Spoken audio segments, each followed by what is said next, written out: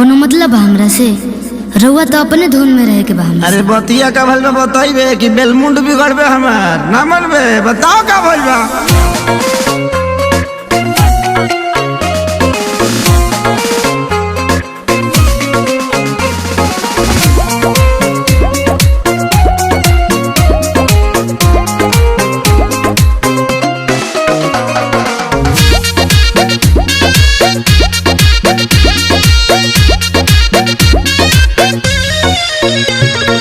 पायल भुलाइल बाकी झुमकाए रानी बोलत ना बाड़ू का बा परेशानी। हटियो ना। अरे बोला का बात बा। हटियो। पायल भुलाइल बाकी झुमकाए रानी बोलत ना बाड़ू का बाटे परेशानी। काहे तोहर भोरे से लटकल बलोला हो लटकल बलोला। हाँ तो सुनी ना।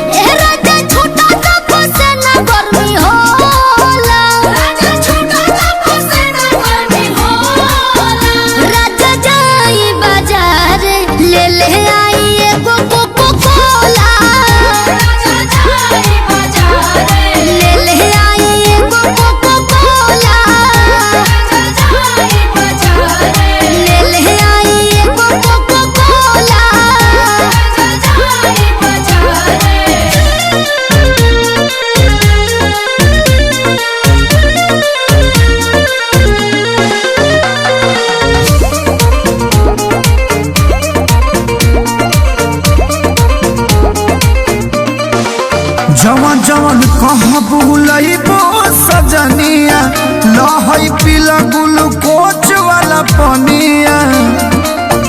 पिया हमरा के तू भुलावेला मीठा बोली के तोरा में दबावेला। लहई बेटानी खाल हो जमोला हो खाल हो जमोला। हाँ तो सुनी ना।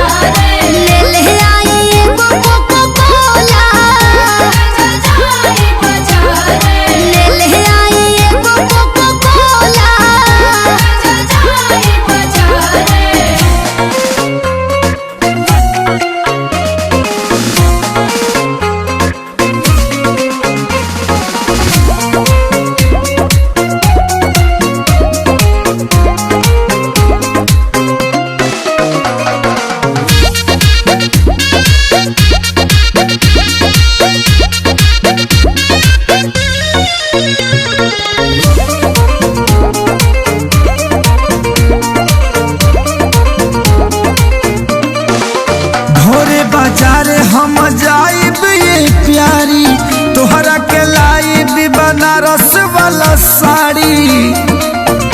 एक सारी ना पर कसबा रूद जी खाली करेला मंगोर बुबूद जी। लागता कि काट के तू आइलू छवा कोला हो गइलू छवा कोला। हाँ तो सुनी ना।